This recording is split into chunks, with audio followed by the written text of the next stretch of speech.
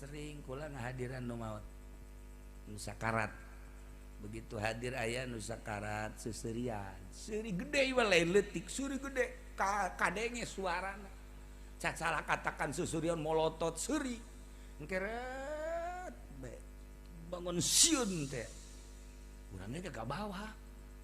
nyana nu neuleuh urang nu sieun kitu lila susurian deui gitu dikitu-kitu geus teu bisa terus bae molotot gede kayak kitu deui pas terakhir lalaudan suara serina beuki leutik senyum salat sakumaha nu diucapkeun ku Kangjeng Nabi urang Kangjeng Nabi Muhammad sallallahu alaihi wasallam min alamati sa'adah ciri bahagia senyum ciri bahagia cai mataan ciri bahagia irungna ngagedean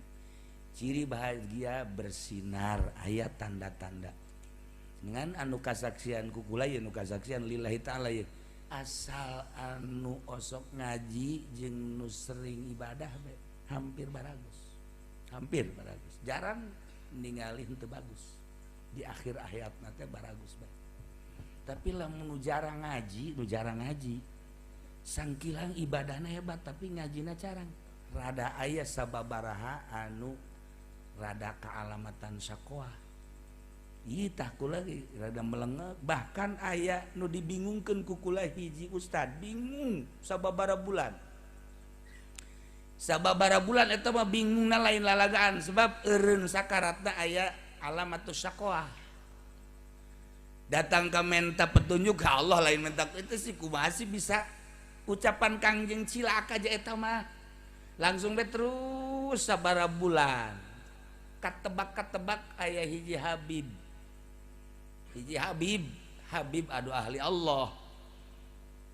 teu kudu dicaritakeun Habibna hirup keneh urang Jawa Timur eta langsung ngomong we Pak Kiai lagi bingung ya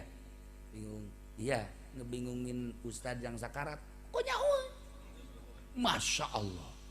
Habib dah kakara kapanggih harita bari lempang ngomong kos gitu ya Habib lain sembarangan ya Allah ya Rabbi bingung-bingungin lagi sakarat ya akhirnya kelihatannya saqoah ya iya udah kita doain aja eta Habib nyaho nah kunyana dicaritakeun ini ustad yang tadi bagus sebetulnya cuman ada takabur punya rasa bahwa dia tuh pinter dia itu hebat cerita ngan eta bae kula teu ngomong naon teu ngomong bisa nyahoeun Masya Allah Habibna ya keneh osok keneh ka imah ngan eta mah Habib modelna teu